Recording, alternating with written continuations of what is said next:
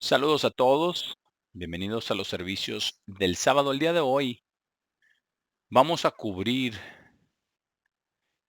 el engaño del rapto o el engaño del rapto. Ahora, el otro día yo le puse en el canal Daystar, canal religioso de iglesias protestantes, y estaban tres hombres ahí alrededor de la mesa y todos estaban hablando acerca del rapto y de cómo el rapto va a tomar lugar antes de la tribulación. Y ahí están todos contentos, están tan emocionados y van a ser supuestamente millones que van a ser raptados. Y cuando sean raptados, ¿verdad? Boom, el piloto es raptado, ¿verdad? Y el avión choca, ¿no? O si estamos manejando un auto, ¿verdad? Va a haber alguien que sea raptado y el auto va y choca con alguien más. Hay un rapto secreto. Ahora, ¿cómo puede ser secreto cuando cuando todos en la villa protestante están hablando de esto? ¿Por qué? Es porque no conocen sus Biblias. Es como esos tres hombres, ¿verdad? Ahí en la mesa, todos tenían la Biblia, pero nadie está realmente leyendo la Biblia. Si se la leyeran, ¿la entenderían? Ahora, vamos a hablar, primero que todo, ¿de dónde vino esto? ¿Cómo es que esta doctrina surgió? Bueno, no es, no es ninguna cosa nueva, esta doctrina del rapto. Esto vino como presentado como un evento antes de la tribulación, atribuido a Nelson Darby en 1830 por ahí. Ahora, adivinen qué. La palabra rapto viene de la palabra latina raptora y, y esa palabra no está en la Biblia. Bueno, es que si es tan importante y si hay tantas personas que van a ser raptadas, ¿cómo es que no está ni una sola vez en la Biblia esa palabra?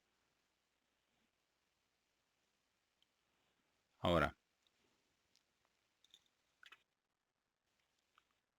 y, y después apareció en comentarios por Philip Doddridge en 1702 a 1751 y por John Gill desde 1761 hasta 1772, de que los creyentes iban a ser tomados, pero no había una doctrina acerca del rapto antes de la tribulación. Ahora, esto es algo asombroso. Ha estado esta doctrina mucho, mucho tiempo.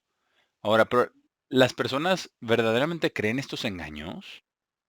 Sí, sí lo hacen. Ahora, vamos a hablar después, un poco más tarde, acerca de un lugar de protección, pero lo primero que tenemos que cubrir, lo primero que tenemos que preguntarnos es, ¿quién está en el cielo? Aho- Ahora, ¿quién está en el cielo ahora? Ahora vamos a ver una escritura en Filipenses 1, Filipenses capítulo 1, y esto muy a menudo citan esta escritura, ¿verdad? No sé si se acuerdan después de que fue asesinado Charlie Kirk. Bueno, decían, no, es que ya está con el Señor, él ya está con el Señor y está viéndonos desde arriba, ¿verdad? Y está ya contento, sonriéndonos desde allá arriba. Es como este niño, ¿verdad? Que fue a un funeral cuando su abuela había muerto y el ministro estaba ahí diciendo, hablando, ¿verdad? Y diciendo, bueno, ya la abuela ya está en el cielo, ahora está viendo hacia abajo a nosotros. Y el niño dijo, no, dice yo la puedo ver que está ahí, todavía está ahí porque estaba el ataúd, ¿no? Ahí enfrente, ¿verdad? Hasta un niño pudo distinguir esto. Ahora, Filipenses 1, y vamos a leerlo. Ahora, esto es lo mismo que las personas hacen todo el tiempo cuando leen la Biblia. Tienen ya algo asumido en su mente y entonces van a la Biblia a comprobar lo que ellos ya asumieron, en lugar de realmente buscar lo que dice la Biblia.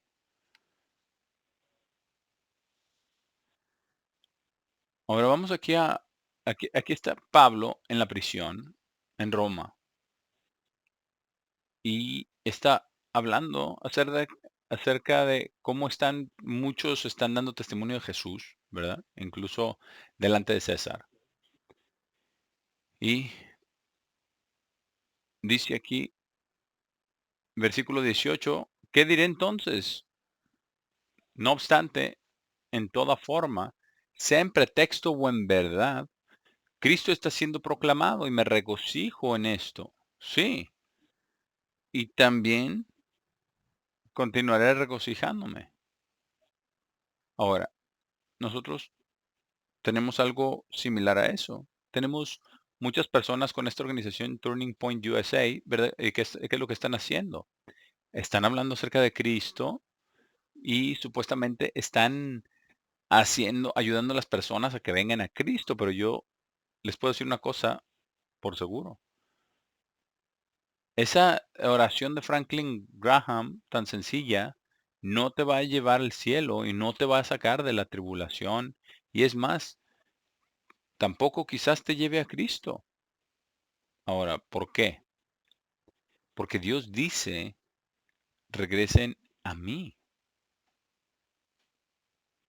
Él no dice, ora y yo vendré a ti. Y, y, y esa oración de 10 segundos, quizás 20 segundos, es supuestamente es lo que salva tu vida por toda la eternidad. Supuestamente eso es lo que va a hacer. ¿De verdad? Ahora, entendamos algo. Lo que usted cree y lo que la Biblia realmente dice y la manera en que debe ser entendida la Biblia son, es algo muy diferente que lo que las personas creen. ¿Por qué? Porque usted no puede entender la Biblia a menos que usted, número uno, le crea a Dios y, y crea en Cristo. Y número dos, y esto es todo lo que a ellos se les pasa. Número dos, que usted obedece a Dios. Ahora, los protestantes odian esta palabra, obedecer, obediencia, obedecer la verdad. Y la palabra de Dios es la verdad. Pero también tiene que ser dividida correctamente, porque si no la dividimos correctamente, es como un rompecabezas que está puesto todas las piezas arriba de una mesa, pero no sabemos dónde va. Y tenemos nosotros que tener también algo de ayuda, ¿verdad? Viendo la tapa, ¿verdad? Del rompecabezas para darnos una idea de cómo va este rompecabezas. Y la palabra de Dios es mucho, así como un rompecabezas. Entonces se vienen aquí a lo que vamos a leer en Filipenses capítulo 1. Vamos a continuar. Versículo 19 dice, porque sé que esto resultará para mi salvación a través de sus súplicas y el suministro del Espíritu de Jesucristo. Ahora, estas súplicas continúan, ¿verdad? Y es en el Espíritu. Ahora, ¿quién es? ¿Quién es el quien da el Espíritu? Dios el Padre. ¿Y qué hace Jesús? Él nos ayuda con la aplicación de la palabra de Dios en nuestras vidas todo el tiempo. Ahora, versículo 20. Filipenses 1, versículo 20, de acuerdo a mi expectativa y esperanza sincera, que en ninguna forma seré avergonzado, sino que con toda audacia, como siempre, Cristo será también magnificado ahora en mi cuerpo, ya sea por vida o por muerte. Porque él estaba pensando que él ya iba a enfrentar la pena de muerte. Dice, porque para mí el vivir es Cristo y el morir es ganancia. Y después dice en el versículo 27,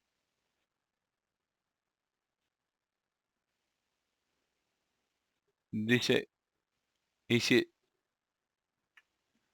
bueno, el versículo 24, pero permanecer en la carne es más necesario por amor a ustedes. Y siendo persuadido, no, versículo 22, perdón. Ahora, si vivo en la carne, ese es el fruto de mi labor, pero no sé qué debería escoger. Versículo 23, pues estoy presionado a elegir entre las dos. Deseo partir, que eso es morir, ¿verdad? Y estar con Cristo, lo cual es mucho mejor. Pero nunca se hacen la pregunta cuando leen este versículo. ¿Cuándo están los cristianos con Cristo en el cielo? Lo leen y ellos dicen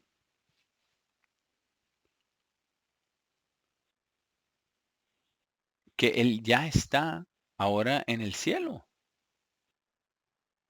Y dicen que Charlie Kirk está en el cielo, que todos aquellos que mueren ya están en el cielo. ¿Sabía usted que no hay ningún lugar en la Biblia que dice cuando usted muera se va al cielo?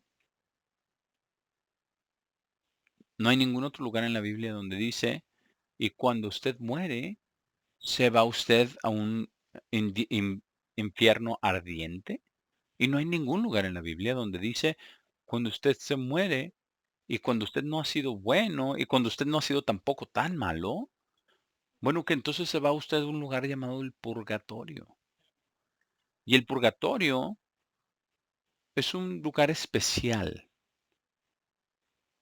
Y, y oran por eso, por ello después del día de Halloween. Porque esto de Halloween, este es el día de los santos, supuestamente, y es el día de Satanás, eso no es de Dios. Y luego el 1 de noviembre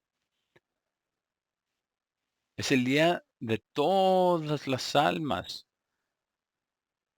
Ah, bueno, podemos orar por todas las almas en el mundo, para todas aquellas almas que están en el purgatorio.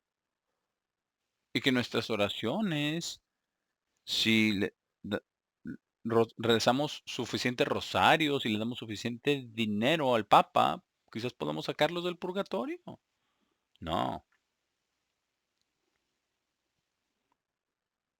no. Dice, porque para mí mo- el morir es ganancia. Pues estoy presionando de elegir entre las dos. Deseo partir y estar con Cristo, lo cual es mucho mejor.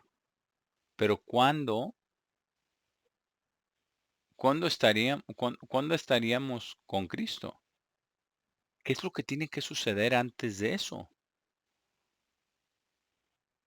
Porque el rapto dice, si usted está vivo, usted va a ser arrebatado y llevado hasta el cielo. Y usted se va a perder toda la tribulación. Bueno, vamos a ver que eso no es la verdad.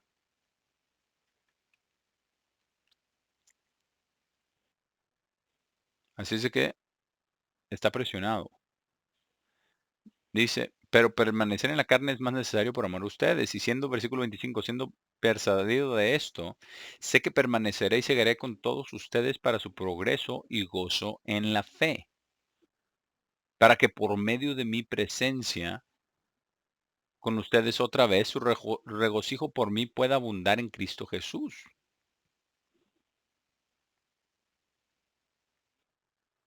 Ahora, en ninguna parte dice que va a ser raptado o trasladado. Ahora, vamos ahora a Primera de Tesalonicenses 4, porque esto es muy, muy importante.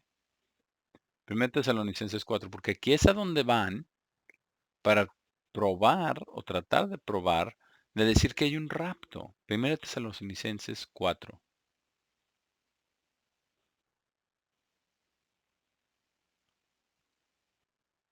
Primera de Tesalonicenses 4.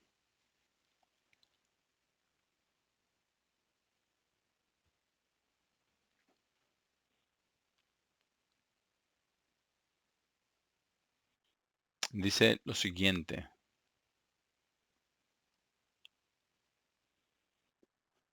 Vamos hacia atrás desde el versículo 7, Primera de Tesalonicenses 4, versículo 7, para poder entender el contexto. Y esa es una de las reglas para el estudio de la Biblia. Hay que leer los versículos antes y los versículos después para poder saber de qué está hablando. Versículo 7.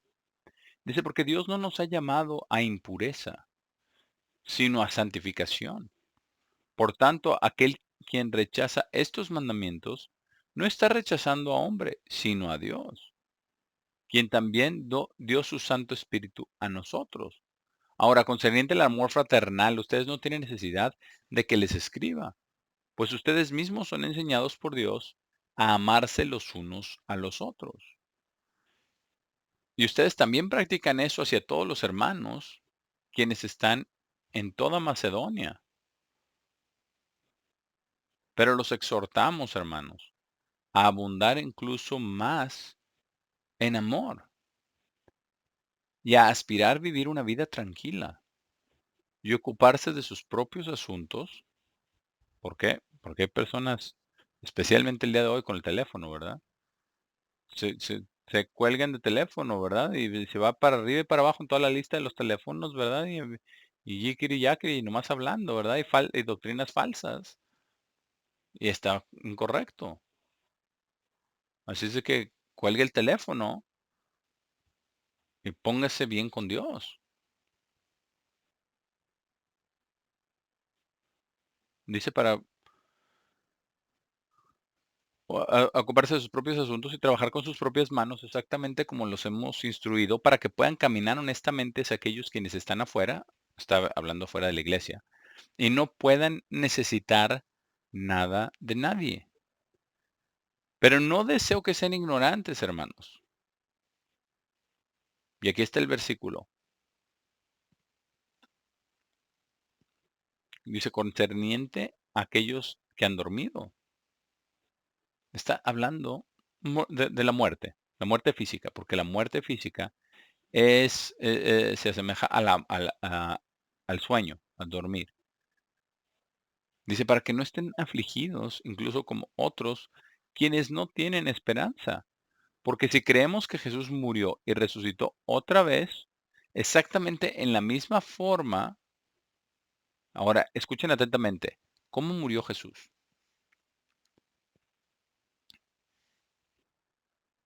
Él murió y fue sepultado, ¿cierto? Y él fue resucitado, ¿cierto? ¿Lo salvó Dios de la destrucción? No. ¿Dios intervino para levantarlo al cielo antes de tiempo? No.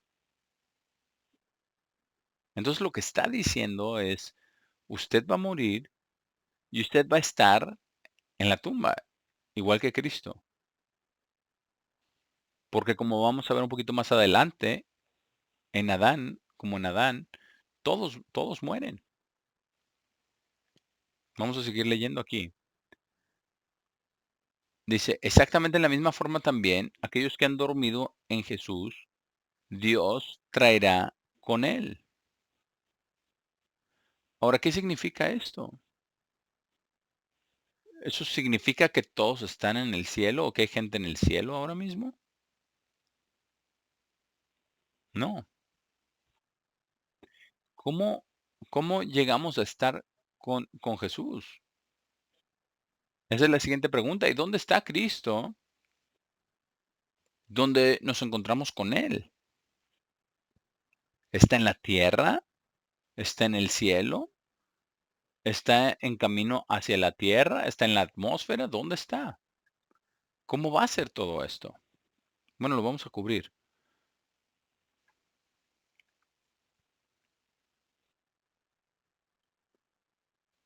Porque esto les decimos, versículo 15, por la palabra del Señor, que quienes estemos vivos y permanezcamos hasta la venida del Señor, en ninguna manera precederemos a aquellos que han dormido. Ahora, todos aquellos que creen en el rapto secreto antes de la tribulación, ¿por qué creen eso ellos? Porque no creen en la resurrección. Así es de que cuando leen este versículo de que Cristo los va a traer con Él, ellos nunca hacen la pregunta de cómo es que vamos a llegar de aquí a allá donde Cristo está. ¿Y qué sucede? ¿Qué sucede después de eso? Bueno, vamos a ver eso en el libro del Apocalipsis.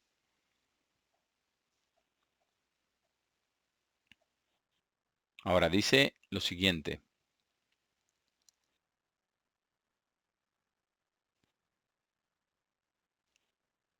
Dice que quienes estemos vivos y permanezcamos hasta la venida del Señor, en ninguna manera precederemos a aquellos que han dormido, porque el Señor mismo descenderá del cielo con un grito de mando, con la voz de un arcángel y con la trompeta de Dios. Y los muertos en Cristo resucitarán primero. Ahora, marquen eso, porque no creen en la resurrección. Y si están ahí atrapados en lo del el rapto, si llega ahí, entonces usted llega primero que aquellos que han muerto en Cristo. Entonces ya aquí ya contradijeron las escrituras. Dice, ¿por qué? Porque los muertos en Cristo resucitarán primero, es lo que dice aquí. Porque dice, el Señor mismo ascenderá del cielo con un grito de mando, con la voz de un arcángel y con la trompeta de Dios, y los muertos en Cristo resucitarán primero. Vamos a Apocalipsis 20 por un momento y volvemos acá. Porque esto nos dice algo muy importante acerca de la resurrección. Su alma no se va al cielo y no hay ningún rapto antes de la tribulación, como vamos a ver. Apocalipsis 20. Vamos a leerlo aquí. Aquí está Cristo y luego baja a la tierra. Y cuando baja a la tierra, Él trae todos los santos con Él. ¿Por qué? Porque como vamos a ver con la resurrección, a la séptima trompeta o la última trompeta, los muertos en Cristo resucitarán y se reunirán con Cristo en el aire, en las nubes. Y vamos a ver cómo vamos a estar con Cristo como dice en Apocalipsis 15, que es un gran mar de vidrio. Y en ese gran mar de vidrio va a haber muchas cosas que tomen lugar. Si usted quiere, usted busque eh, acerca de Pentecostés y los sermones de las 14 cosas que van a pasar en el mar de vidrio. Necesitamos saber nuestros nuevos nombres. Necesitamos recibir nuestras asignaturas, nuestras ropas nuevas. La boda de Cristo y su novia va a tomar lugar. También las bodas del Cordero, la cena, ¿verdad? Y después Cristo y los santos con Cristo vienen a la tierra. Es lo que dice en Apocalipsis 19. ¿Y qué es lo primero que sucede? ¿Qué es lo primero que sucede? La bestia y el falso profeta son echados al lago de fuego y Satanás es atado, ¿verdad? Es atado y atrapado. Ahora, Apocalipsis 20, versículo 4. Dice, y vi tronos y a los que se sentaron sobre ellos, y juicio les fue dado. Y vi las almas de aquellos que habían sido decapitados. Ahora, y donde dice almas, ¿verdad? Dice de aquellos que murieron, dice aquellos que habían sido decapitados por el testimonio de Jesús y por la palabra de Dios, y aquellos que no adoraron a la bestia o a su imagen, y no recibieron la marca en sus frentes o en sus manos, y vivieron y reinaron con Cristo 1000 años. Pero el resto de los muertos no vivieron de nuevo. Esta es otra resurrección, donde el resto de los muertos viven de nuevo. Y dice, hasta que los 1000 años fueron completados. Esto toma lugar hasta después del milenio.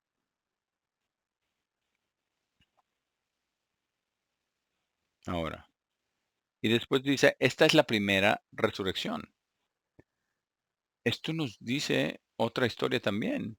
Si hay una primera resurrección, entonces también tiene que haber una segunda resurrección, ¿verdad? Y ahí es donde el resto de los muertos son resucitados.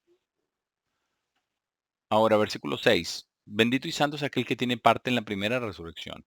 Sobre este la segunda muerte no tiene poder, sino que serán sacerdotes de Dios y de Cristo y reinarán con él 1000 años. Entonces, esto nos muestra qué sucede cuando regresa Cristo. Ahora, vamos a ver un poquito más acerca de esto para poder responder a la pregunta.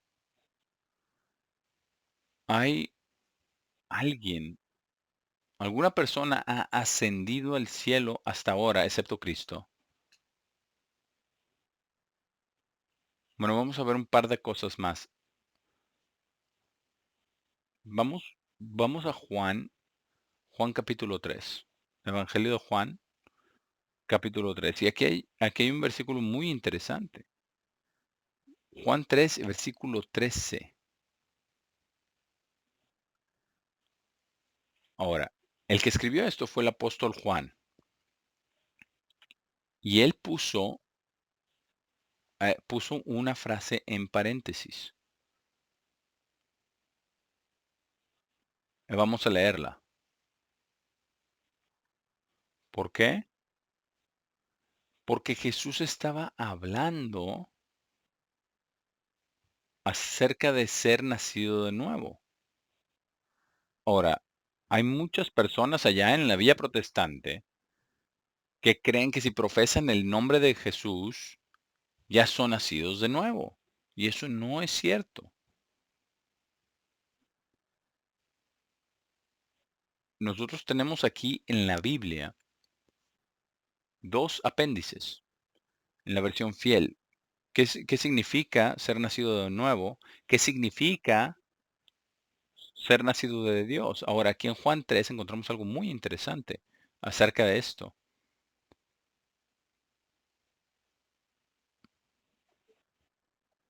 Desde el versículo 5 vamos a comenzar.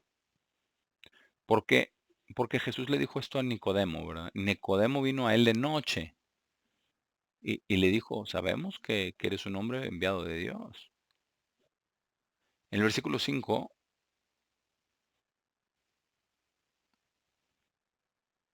bueno, desde el versículo 3, vámonos para atrás, el versículo 3.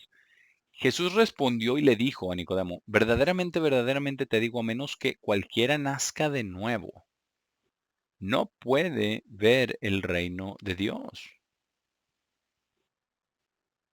Ahora, ¿qué significa ser nacido de nuevo? Bueno, Jesús lo define aquí. No es una experiencia emocional que alguien tiene cuando se bautiza. Y si usted es convertido, aún está usted en la carne, ¿cierto? Si usted recibe el Espíritu Santo de Dios como un engendramiento del Padre, aún está usted en la carne, ¿cierto? Pero tiene ya el Espíritu de Dios. Ahora, cuando dice nacido de nuevo, está hablando acerca de la resurrección y de que usted no puede ver el reino de Dios, así como lo vimos en Apocalipsis 20, hasta que usted sea un ser espiritual. Vamos a leerlo. Versículo 3. Jesús respondió y le dijo, verdaderamente, verdaderamente te digo, a menos que cualquiera nazca de nuevo, no puede ver el reino de Dios. Nicodemo le dijo, versículo 4, ¿cómo puede un hombre que es viejo nacer? ¿Puede entrar en el vientre de su madre una segunda vez y nacer? Por supuesto que esa es una pregunta tonta, ¿verdad? Y Jesús le dijo que él realmente no sabía de lo que estaba hablando. Versículo 5. Jesús respondió, verdaderamente, verdaderamente te digo, a menos que cualquiera haya nacido de agua y de espíritu. Y esto es una frase muy interesante. Dice, no puede entrar en el reino de Dios. Ahora vamos a ver cómo definió esto aquí. Versículo 6. Eso que ha nacido de la carne es carne. Y eso es lo que significa nacer de agua. No significa ser nacido con el bautismo. El agua del bautismo no tiene nada que ver con ser nacido de la carne. Dice, eso que ha nacido de la carne es carne. Y cada uno de nosotros es lo que hemos sido, nacido de la carne. Y eso es lo que tenemos. Somos carne. Dice, y eso que ha nacido del espíritu es espíritu. Ahora, eso significa compuesto de espíritu. Y veremos cuando lleguemos a 1 Corintios 15 que eso toma lugar a la venida de Cristo.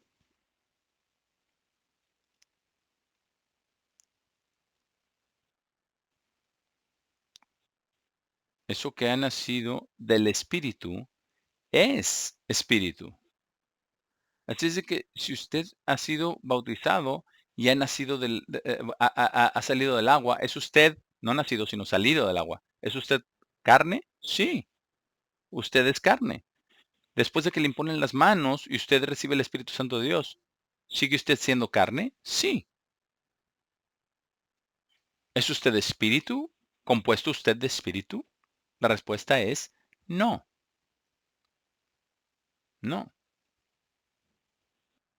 Entonces, eso es lo que significa ser nacido del Espíritu. Usted está compuesto de espíritu.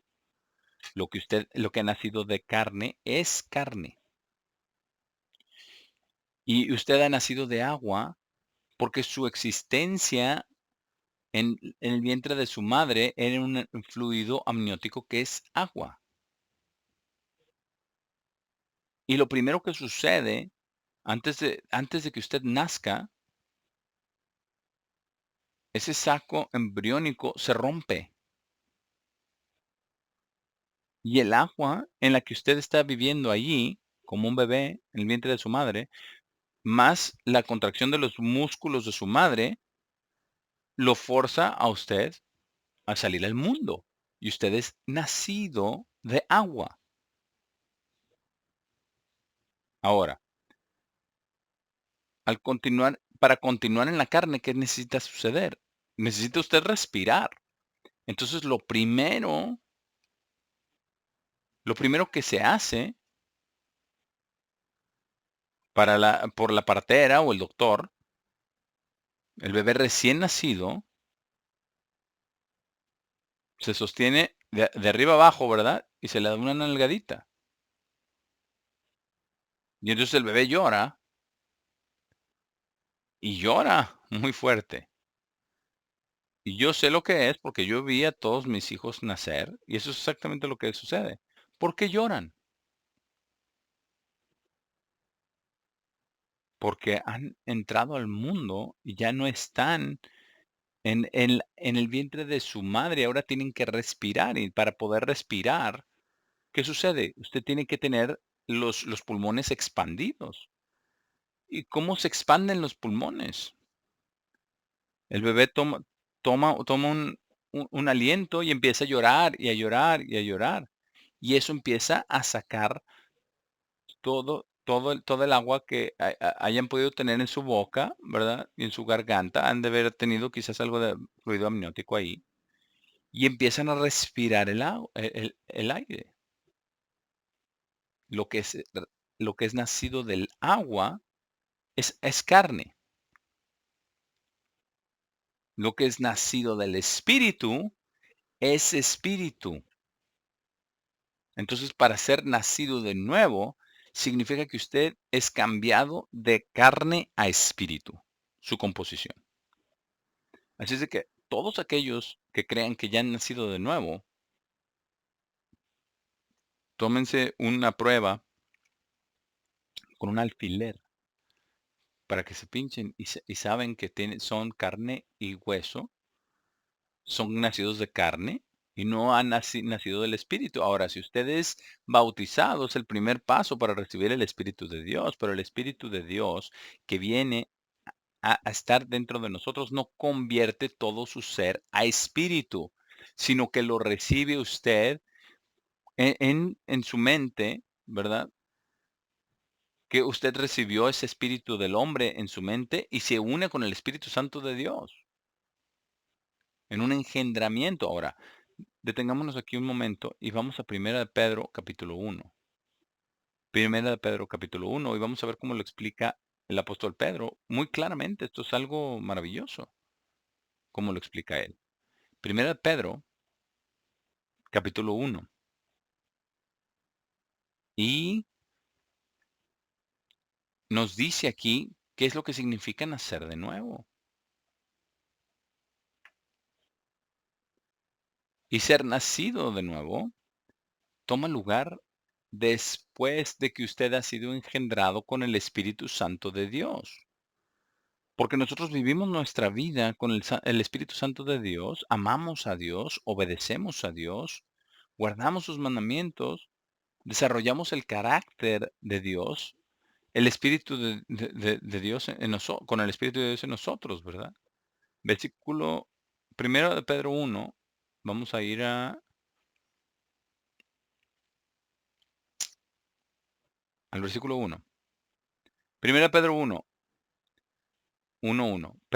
Pedro, un apóstol a Jesucristo, a los extranjeros elegidos dispersos en Ponto, Galacia, Capadocia, Asia y Bitinia, quienes han sido escogidos de acuerdo al conocimiento predeterminado de Dios el Padre. Ahora, eso significa, Dios tiene su plan y todo va sucediendo conforme a su plan.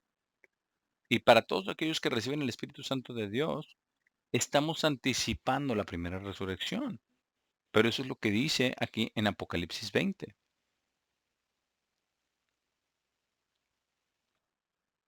Por la santificación a través del Espíritu a la obediencia. Ahí está esa palabra otra vez. Hay que obedecer. No podemos vivir nuestra vida de la manera que se nos dé la gana y esperar que Dios nos va a resucitar de entre los muertos o nos va a cambiar de carne a espíritu. A la obediencia y aspersión de la sangre de Jesucristo. Gracia y paz sean multiplicadas a ustedes. Bendito sea el Dios y Padre de nuestro Señor Jesucristo, quien, de acuerdo a su abundante misericordia, nos ha engendrado otra vez. Antes que usted pueda ser nacido de nuevo, usted tiene que ser engendrado de nuevo o engendrado otra vez. Exactamente así como nosotros no podemos nacer de la carne a menos que seamos engendrados en la carne. De la misma manera, no podemos nacer en el espíritu a menos que hayamos sido engendrados espiritualmente y que sigamos creciendo y desarrollando el carácter de Dios y permanezcamos en la fe o estemos vivos hasta que Jesús regrese. Tenemos que ser engendrados. Por eso dice otra vez, engendrado otra vez. Y en el griego es muy claro, es engendrado otra vez. Hacia una esperanza viva a través de la resurrección de Jesucristo de los muertos. Hacia una herencia incorruptible y sin mancha e inmarcesible, reservada en el cielo para nosotros, para que sea traída a nosotros cuando regrese Cristo. Dice quienes estamos siendo guardados por el poder de Dios a través de la fe para la salvación que está lista a ser revelada en los últimos tiempos, no ahora.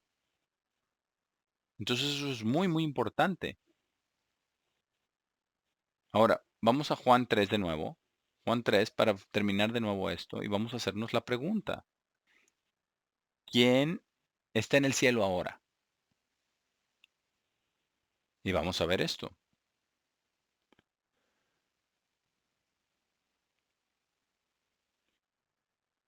Juan 3 le sigue explicando a Nicodemo. Ahora vamos a continuar en el versículo 6. Eso que ha nacido de la carne es carne, y eso que ha nacido del espíritu es espíritu. No estés asombrado que te dije, te es necesario nacer de nuevo, ¿verdad? Obligado, necesario.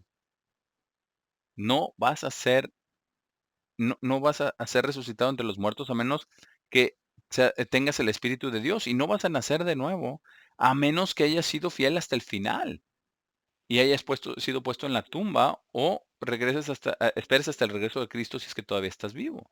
Eso es lo que dice, versículo 8. El viento sopla donde quiere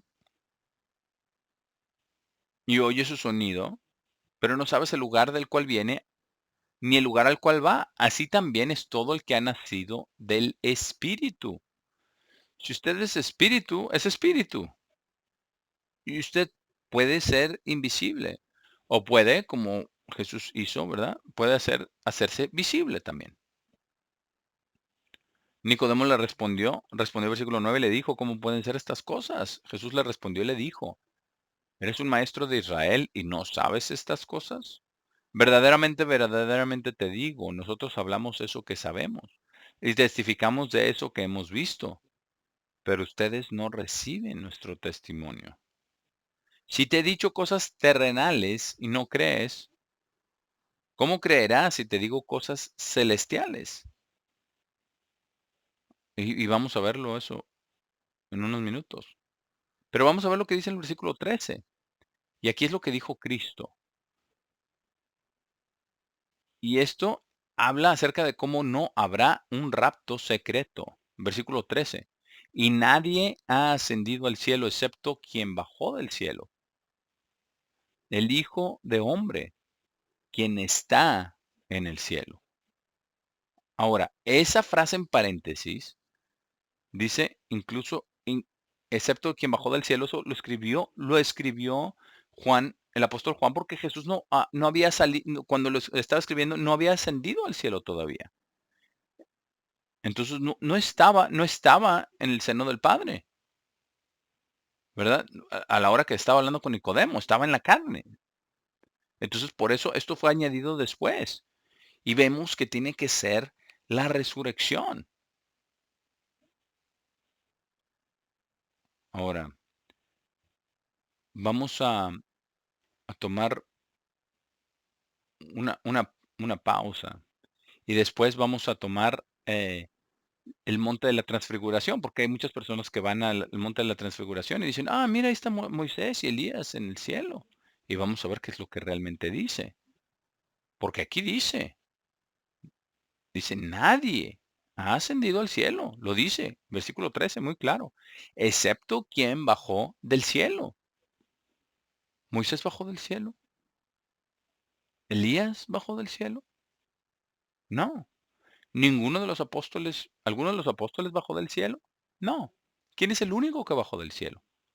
Jesucristo. Y Él es el único quien a través del poder de la resurrección ha vuelto a ascender al cielo. Y eso fue en el día de la gavilla mecida, después de que él había estado muerto por 3 días y 3 noches en la tumba, y fue resucitado entre los muertos, y después ascendió al cielo. Ahora recordemos cómo ascendió al cielo. Él estaba con todos sus 11 apóstoles, porque ya estaba Judas muerto, ¿verdad? Y le estaban preguntando a él: "Oh, Señor", porque estaba ahí, sabían que había resucitado entre los muertos, ¿verdad? Pero estaba aquí en el Monte de los Olivos, les estaba diciendo: "Yo los voy a dejar, pero vayan a Jerusalén después de que sean investidos con el poder de lo alto". Entonces le preguntaron: "¿Vas a restaurar el reino de Israel en este tiempo?". Y él dijo: "Eso está en la autoridad del Padre". Ahora, estaban ahí hablando con él, y él les dio estas instrucciones, y de repente, él empezó a subir y desapareció en las nubes. Todos lo vieron. Él es el único que han ascendido al cielo, y él es aquel que descendió del cielo para ser ese puntito de vida y ser impregnado en el vientre de la Virgen María para nacer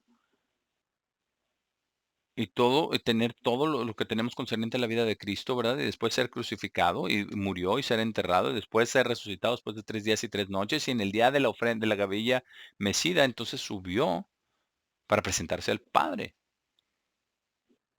Así es de que vamos a dejarlo hasta aquí por ahora, y después veremos lo del monte de la transfiguración.